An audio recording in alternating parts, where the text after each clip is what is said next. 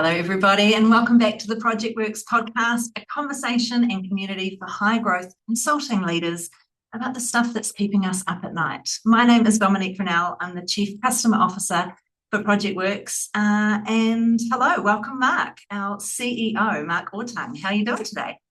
I am good. How are you? I'm good. I think this is going to be a good episode. We've had some really good numbers registering to attend, and I think there's some really cool data that we're going to be going through. Yeah, I'm excited. This stuff, when I first saw it, I was kind of blown away. It's just the correlation between ops and revenue. It's cool. Looking forward to diving in. It's undeniable in consulting firms, I think, and I think that's going to be some good stuff to talk about. We're really here to discuss some interesting Projectworks data that essentially highlights the key differences between firms that grow at essentially twice as fast as others, and really talking about the stronger metrics. And actually, it all centres on resourcing. So we know consulting firms, we're essentially selling the work and services of our people out into other organisations to help them move faster as well. So I think there's going to be a poll on the screen for those of you that are joining live. And I think the poll is, how far ahead are your team resourced? You can see that poll is up there. So in the meantime, Mark, when you were running consulting firms, how much did this keep you up at night? Oh, constantly. I think the hardest problem, we were growing 40% a year for the last 5 years I was there. The hardest problem was trying to hire people and sell work to at the right equal sort of pace. And I think out of 7 years we had it right maybe 5 of the days. It's never right. You either have too many people on bench or you have we just sold this big thing and we don't have the right skills, we don't have the people, the client's getting cranky. It's just, yeah, never got it right. So It it's is. hard. It's a really hard balance. And for me, I've been in lead sales roles, running sales and marketing teams across consultancies before. And that is the hard piece. There is always this big focus on sales, what's coming up in the pipeline. And that's essentially leading to who of our people are going to be working in these jobs, on these projects. And it can be a really hard one because it's also not as simple as, well, I have 5 people, so I can put those 5 people on the job. Mm. Constantly for consultancies that are growing, you might even be having a strategy and design part of your business. You might be having a more technical team. So it's just not as simple. You might have customers who they really want Kelly on that project and they've asked for that. So how do you make that manage? It's a pretty tricky one. Yeah, as we added new services, we learned that kind of the hard way. Oh, our bench has to be bigger to be able to start whatever project comes our way now that we have more skills and more offerings. And yeah, And that's I think interesting. part of that is interesting, and this is why it's really good to hear how far ahead people think their team is resourced. And I know, because spoiler alert, we'll get into some of this on the data. But even the teams we see who are doing the best jobs of resourcing in terms of time out, often it might be a core portion of their team opposed to all the different streams of teams or skills across there. So it might be a really good job of those core teams, but it's harder to resource further out those more niche teams. So how do you balance that? Hmm. Okay, polls come up. We've got a bunch of people, which is really cool, that have been doing it sort of 6 to 8 weeks out. Sort of 6 weeks out or more than 8 weeks is really, you're looking at a couple of months ahead, and still a big portion that are sitting in sort of the 2 to 3, 4 to 6, so sort of earlier weeks. A few people that are up to 1 week or 1 to 2 weeks. We've all been there. That can be really reactionary, just sort of like what's happening ahead.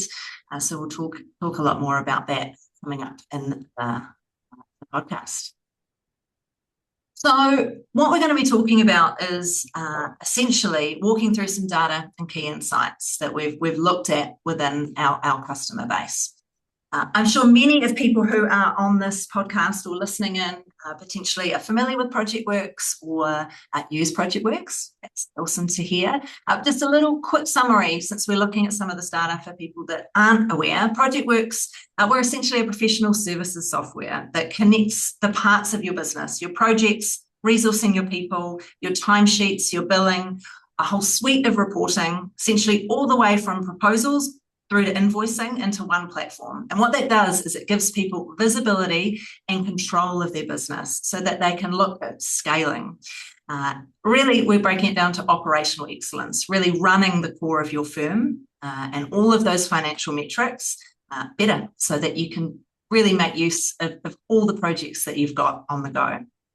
And we want to walk through some data and key insights. And so when we're looking through at this, it's all about growing faster. So if we just move on to the next slide here, I think what we've seen, the biggest difference in looking at a lot of this data for firms that grow is essentially that Projectworks customers who resource most of their staff for at least 2 months ahead, so thinking back to that poll, really 8 weeks out, versus those that don't.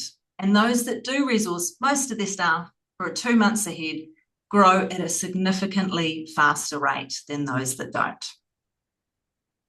Mark, Yeah, a what couple was of your quick thoughts? comments. Yeah. Just on the prior slide, one thing I always want to do is name things. So I kind of feel like all that stuff on the left, those are like planners.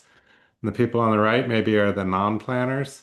The other thing I was just going to comment is we have over 700 companies that we took data from on the platform. We aggregated, so you can't really tell it's anyone in particular, but it's a pretty large data set to get over 700 companies and really look at these trends.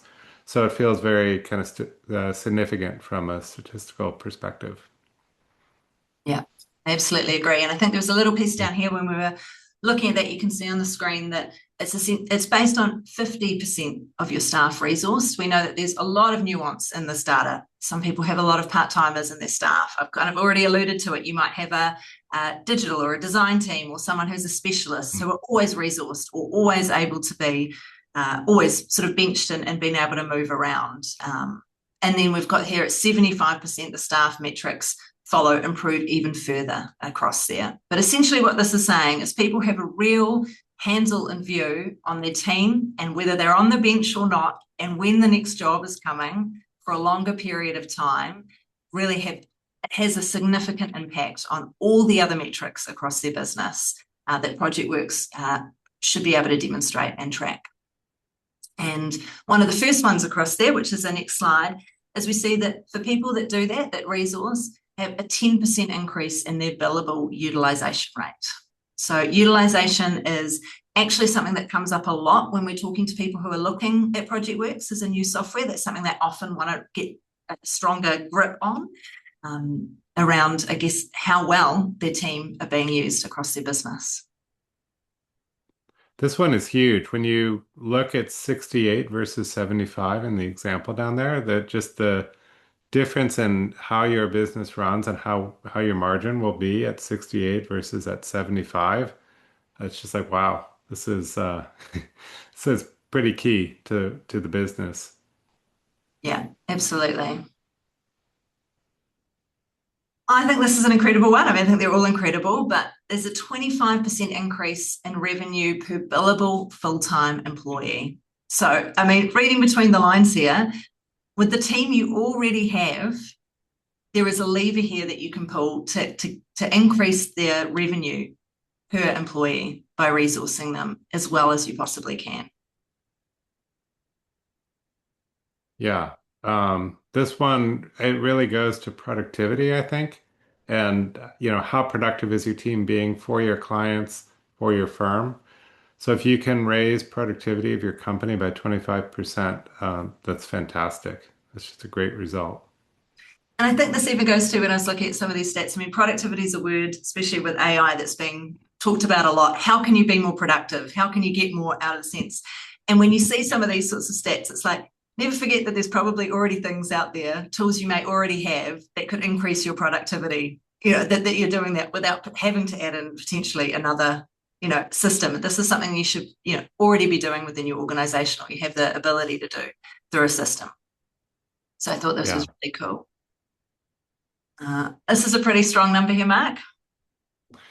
Yeah, I mean, when you look at the value of the firm, I think one of the top two or three metrics is going to be how are you growing it? How fast is the firm growing?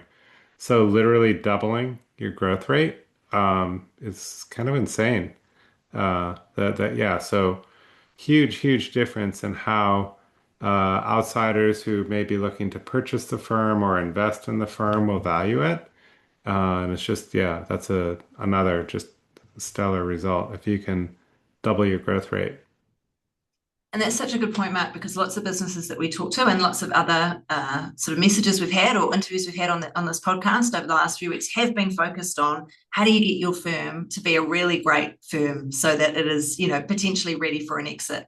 And we've spoken about that before, that it's maybe not tracking to the exit, but just tracking on making a great firm that would want to be purchased. Just make it, build it and they will come. And I think this is a big one.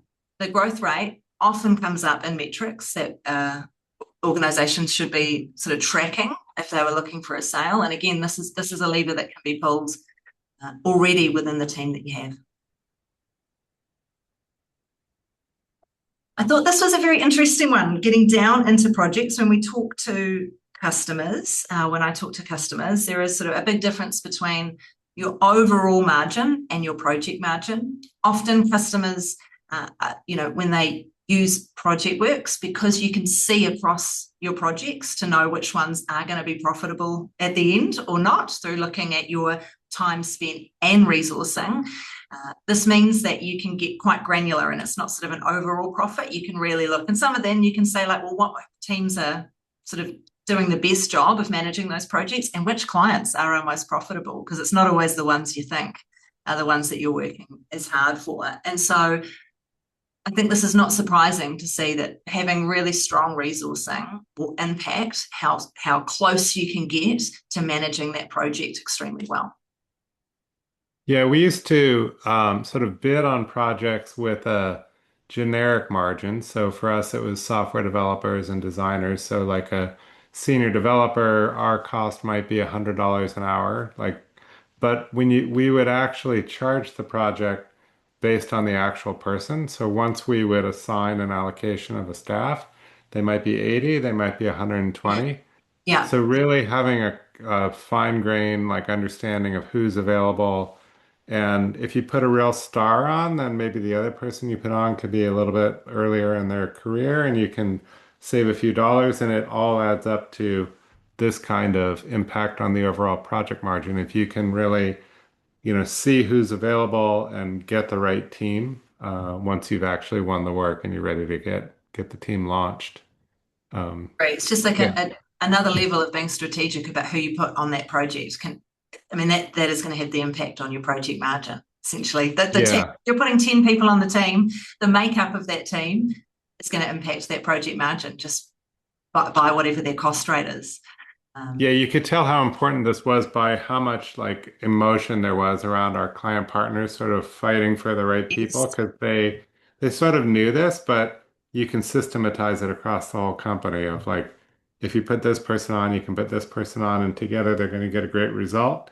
And together they might be a little bit lower cost, and therefore your margin's going to be better. Yeah. It's one of the most important things to nail. Yeah, it is a really key one for when you're working through resourcing, that you should be able to see that. You should be able to make that decision, not just about who's available, but who's available, who's the best on the project, and what's the impact to the margin going to be, which does become suddenly more of a strategic conversation than just someone getting emotional and wanting, so and so Yeah. on the project because they always do a great job just fighting for that resource. Yeah. Now, those are some stats. And we've got some slides here where we break that down to what that might actually look like. Again, there is a load of nuance in here. This is, just breaking it down in a really simple format, but this can be pretty powerful when you see it that way. And we know that most people, when they're managing firms, when they're coming on, especially customers I talk to, always looking for opportunities to move the lever in that piece. So when you look at these slides, on the left is a 20 staff firm that they're resourcing 2 months under. They might do 4 mil in revenue, which has been a 15% increase on their prior year. They get 800 in gross profit. So after the project margin, after paying out all the people that they need to do the jobs, that's what they're left with here. And we've got here a 10% sales and marketing and a 10% admin cost. That sounds about right to you, Mark. I think this was you thinking and putting that in place. Yep, that's what we would use that. Over time, I got lots of pressure to make the admin costs smaller, but at 20 staff, that's a really good number to put in. And it's really interesting to see how different it is, how it sort of cascades through your financials when you get an increase in the revenue and an increase in the gross profit. It really makes a big difference in that bottom line number. Yeah. I mean, huge, one could say, just, but not just by, but I say it's an easy thing to do, but you can see it's not just one magic bullet. It's by doing this, it affects all those different layers right down to directly having an impact on operating profit. Yeah. We've demonstrated this as well for a 50 staff firm because it's the other thing. The more you sell, the more you resource, the more you grow. That's the hope, I'm sure. Again, it has that difference across sort of the growth rate and your margin. Yeah, one other thing I would just call out as we go through these numbers is if you start thinking about a growth rate. So if you've got 100 people and you're growing at 30%, now you need to hire 30 people. And you may be running 15 or 20% attrition, which was pretty common. It kind of depends on the market and what's going on, but say it's 20%, now you need to hire 50 people in the next year to keep this growth rate and to backfill the attrition you're likely to have. And so you really need to have a good plan going to hire that many people with confidence that you're going to have work for them and that it's sort of well aligned to your sales process. So even at a 100-person firm, the numbers you need to hire start to get kind of scary. Like when somebody tells you, okay, go hire 50 people, that's a lot of people. If I don't have a really clear line of sight to the work, yeah, you want to really have that dialed in. So it gets pretty interesting pretty quickly. Can imagine the stakes get much higher. And again, moving from that sales, proposal all the way through to committed, non-committed work, through to contract signing, through to having the right team on. You're right. At 20 people, the way you track that pipeline is going to be very different to a 100-person staff to then move into resourcing. Yep. I guess which leads into this. So saying it out, it's all very good and well to say you should be resourcing 2 months ahead. Right? So, well, that sounds fantastic, Dominique, but where is the sales pipeline? Because where is all this work that people have that they're resourcing ahead of time? And I think when we talk about this, which is one to debate a bit, Mark, from leading sales teams, I think there is a lot of pressure in a consultancy. Where is the work? Where is the work? Where is it coming? Because otherwise you do have people sitting on the bench, and that is something that keeps people up at night. And there's many reasons that happens. We've spoken about that. A project might just pause halfway through. People delay going live. Customer runs out of money and wants to pause, and suddenly you've got 10 people sitting there. But there is a lot of pressure and normally a lot of process around monthly, weekly sales meetings to think about what we're going to close.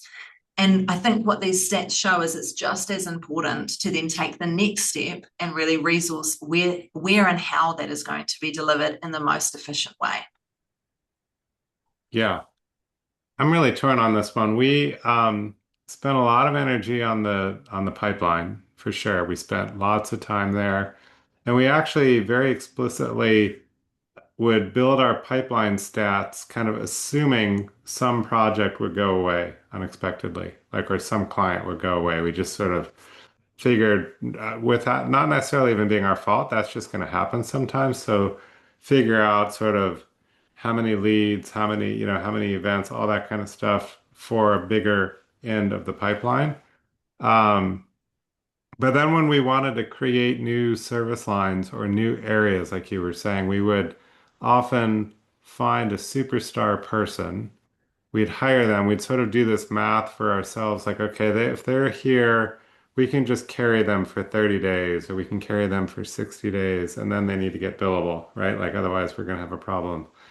And every time we would do it, we would have them billable long before the 30 days or the 60 days was up because it just sort of so that resource, bringing in the resource would often fuel the pipeline and people would be excited about them. And yeah, so I could make an argument for both the chicken and the egg, I think, on that slide. Yeah, I think so too. My view is once you start getting to a size, and I mean, it could be any size really, but you were talking about the difference between a 20-person firm and a 100-person firm, as in the terms of resourcing. My view is that the viewing of the sales pipeline and when it closes should be really closely linked to the resourcing. And I would even like to think that, there would be a model or a way within an organization. Of course, you have your sales meetings and your operational meetings, but there is essentially a resourcing meeting that is looking at the upcoming pipeline and how that will lay across the people that you have available to push and pull those levers. And I think sometimes that gets left to, the good relationships between a head of sales and a head of delivery to make that work. When I've been in an organization before, when I've had a really good relationship with the head of delivery, that has happened quite organically. But good relationships on an executive team are not a repeatable, scalable. Yeah, that's a risk within an organization. Yeah. You're not leaving a really good process around that. Yeah, I think ideally your resourcing plan is sort of got different scenarios. Like, okay, we've got these four deals or projects that sales is super optimistic, they're all going to close. So we can model them. Like, what if all four close? What Yeah. if three of the four close? What if none of them close? And you can start to like think about your scenarios and Yeah. who you can hire. And then we would get into, okay, if they all close, how do we start one in a way that the client is happy, but we don't have to hire the whole team immediately?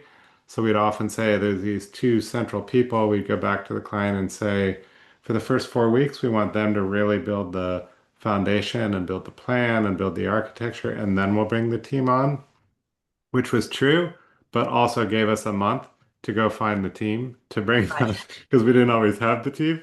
So Yeah. knowing that and being able to be sort of proactive as you're getting close to closing or closing, so you can set up those expectations well was really valuable. Yeah. Love Yeah. that. I'm going to read out a couple of questions because we've got some in the chat, which is pretty cool. We've got one here about balancing the uncertainty of body shopping versus the unknown and generally smaller project size of like higher value-based activities. So it says here we find it easier to provide our people as a resource for 6 to 12 months, because that's the body shopping, but find it more difficult to forecast and lock in the outcome of strategic work. Yes, we struggled with this. I think when I first joined, we were more than half was body shopping, if we were honest about it. We didn't like to say that, but if we were honest, it was that. And we really like put a lot of energy into trying to move it to be way more than half project oriented. Um, it's a very difficult transition to make, but it is important. And we basically were able to build sort of a pretty classic pipeline where we could kind of figure out what the percentages were from sort of opportunities, interest level, proposals, and then projects that we won. And once we got that to be fairly consistent conversion rates at each level, we could kind of do the math. How much pipeline do we need to go find to be pretty confident we'll have enough project work to get what we're gonna, what we have to keep the team going. Um, but we had a lot of bumpy quarters and Yeah. messy quarters, and we would always wind up making the financials work by body shopping. Like that was the sort of Right. the relief valve, Back if you up. will. Like as Yeah. we tried to build our project business and we would miss, we would then body shop some people in order to not have them on the bench and have a little bit more revenue. So it was a kind of a balancing act between the two. But over time, we got more and more project and less body shop. Now, there's an interesting one that might cross over with that, Mark, a little bit. And I wonder if you want to talk about, I guess, the full end to end. I have a note here to talk about what resourcing looks like in 2026. So how would that really work within an organization? But one of that, which I've just spoken about, is how do you go from the sales all the way through to resourcing? And we talk about this podcast being about things that keep us up at night, and often it is the sales. Am I going to be able to sell enough to give enough work to my people that are sitting on the bench? And there's a couple of questions around here by people who sound like they use Projectworks, talking about they use some custom fields to track project milestones, or also be able to better track proposal win rates and planning to support future planning within resourcing. So I wonder if you want to talk a little bit about what we're doing in Projectworks around winning more work that flows through. Yeah, absolutely. Over the weekend, I was playing with our new proposals tool, and coming together really nicely. We've got it in beta, and I think that will be beginnings of a real piece of the tool that helps you win work. So I think you'll pretty quickly see that the proposals tool will help you with other things like statements of work, contracts, and give you a better, richer view of your pipeline. Um, so a lot of what you're talking about is sort of trying to get that data that gives you predictability. If have so much work at this stage, what percent is going to convert to proposal of our proposal? What percent's going to be actually won? Um, so I'm really excited to get that as part of the platform. And then you also get the benefit of when you do win, you've done a lot of work to create a budget. Do you want to just take that budget and use that as a starting point for your project? Realizing that what you sold isn't what you're going to deliver all the time. It always gets messy, but you might want to use it as your starting point, and then kind of go from there. And I think what would be cool with this is when we're talking about this, these are some amazing stats that we showed. Fantastic. It looks like people who are resourcing, more than two or more months ahead are having better results across all of their metrics. But I guess it's easier said than done. How do you resource when you're constantly in a state of flux? And that comes down to what sort of bench is healthy, because as much as you want all of your people to be working all the time, you also want to be winning more work. It's kind of the balance Yeah. of running that. I think by really having a combination of your sales all the way through to your resourcing is how you do that, is one of the ways that you do that, by having that really healthy connection and not having your sales operate in a different way to your delivery, having that really strong connection, which also does come down to using connected systems so that you haven't got your pipeline sitting over here and your people sitting over here, or all of your management across customers sitting in one spot and your projects on another. But what would you say, Mark, around a healthy bench? I would say it varies a little bit by what you're doing. So I'll give a couple examples. When I first joined Nexient, we were engineering only. So you have an idea, you have a design, we will build it for you. And at that point, we were pretty much a cost, like in closer to body shop than we were to like it was project, but it was pretty questionable. We ran a 95% utilization rate. And that is not something I recommend. I mean, it's just hard. It doesn't really leave you a lot of time for much of anything in the way of ramp up, training, anything. 95% leaves very few hours in a year. Um, as we added more high value services, we very intentionally added product management, we added user experience design. So we became much more high value to our customers. And that let us, over 7 years, roughly double our hourly rate. We could bring our uh, utilization rate down to about 85 to 80%. So 80% is way healthier. Your team will be happier, they will be less burnt out. You'll have time to help them upskill. Um, there's a lot of things that you can do. So a little bit is sort of you earn your utilization rate. If you are high value and you can command a bit of a premium price, you can have a lower utilization rate. And then all sorts of additional benefits come from that. Um, but if you're body shopping, you probably need to run 95+% utilization. Uh, and it just grinds everybody over time. It's tiring. I would say I would say some customers, or maybe many, have a bit of a mix. You might have your team. And again, if you think about what we're talking about, a mix of clients is another metric that, great agencies should look for. They probably have a few really cool customers that they get a lot of repeat work for. That there is maybe a little bit of body shopping because they can allocate that those few people will probably always be working on those projects. And so if you look at your mix of customers, you might have one or two that have a consistent stream of work. You might have another portion that have ongoing projects that become harder to resource because they want the similar team, but they, whenever Yeah. you want them, whenever they're available. And then you've got new customers that you also want to put your best foot forward on, and therefore probably throw your best people at so that you get the repeat work. So that does make up a little bit of the jigsaw puzzle that is resourcing. Yeah, and I think that will happen almost in every firm. And you'll naturally get different utilization rates, I think, because if you put resources on in a staff augmentation or body shop approach, they're likely to get a 6 month or 12-month contract.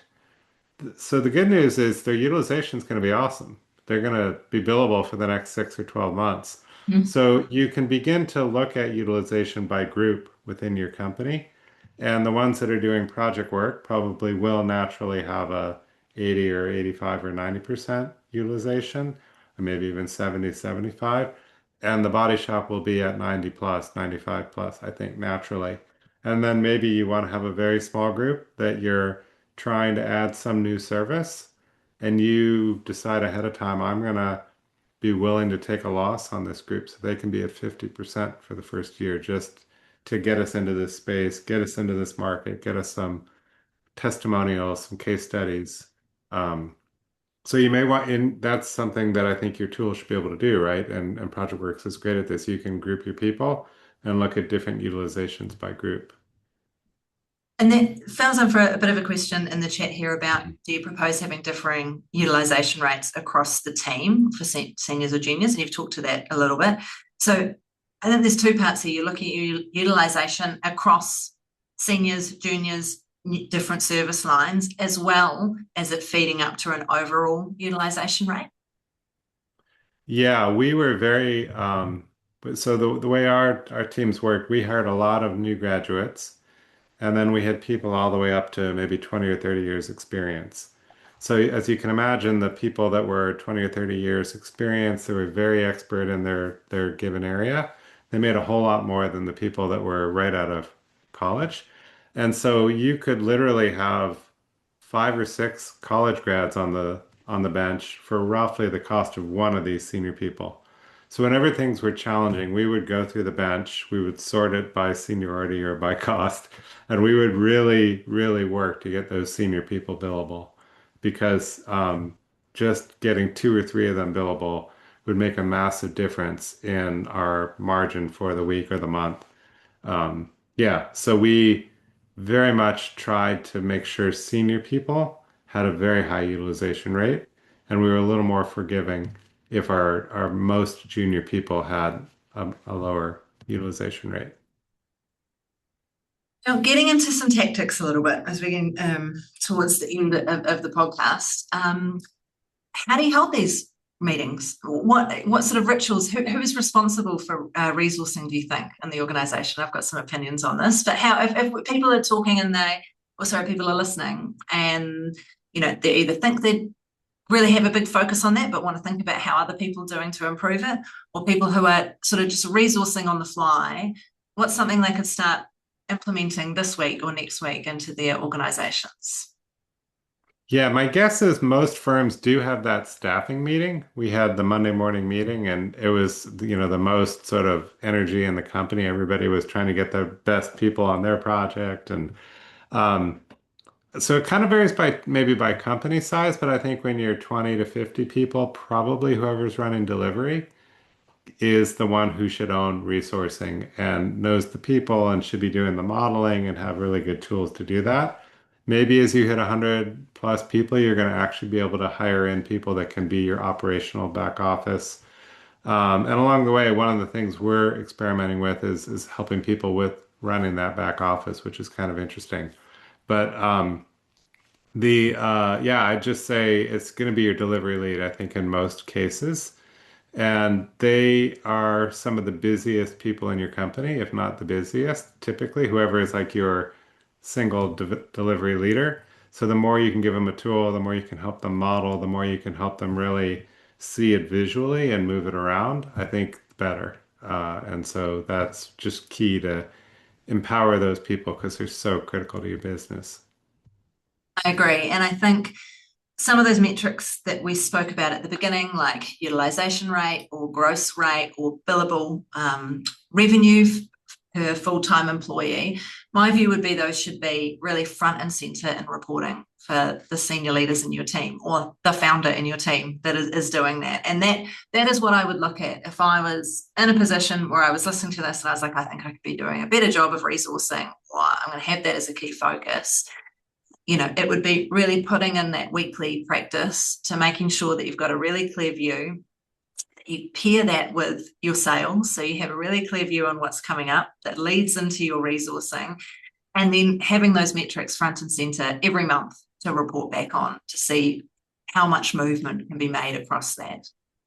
Because that's the goal. That was really what we're saying at the beginning of this podcast. We are saying that organizations who have got a really locked-in focus for resourcing up to more than 2 months ahead have a really strong outcome on those metrics. I often talk also about just the concept of a truth teller in the middle of all this. So you want to have this great tool that's giving you scenarios and options, but you also want somebody, is probably your delivery leader, that really dives into detailed questions of new opportunities, like have they actually signed? Do we have the master service agreement? Is it like all these kind of like steps to see when will this thing really start? Because that's part of the magic here, is really getting good at what probability is it that we'll win?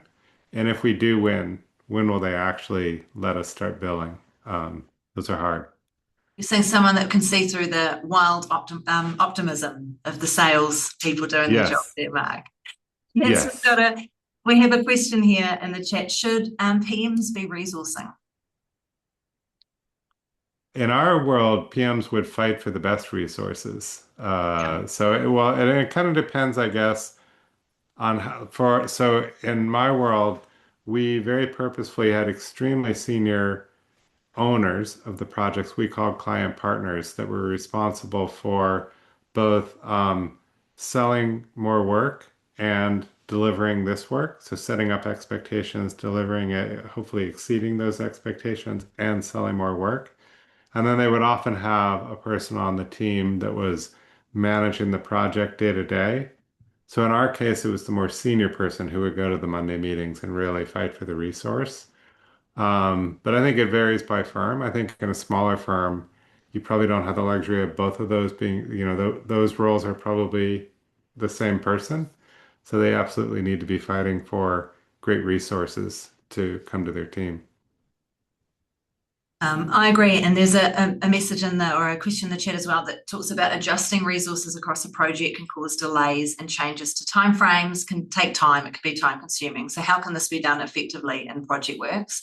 And I think this is probably also an argument for, although PM should be across there, it's really, at what stage in your organization do you have a more senior person that has the full view, and around doing that within those Monday morning meetings or whatever they are, so that you've got it up on the screen and you can really see the full view, and you can, drag your resourcing across so that you can see where you're going.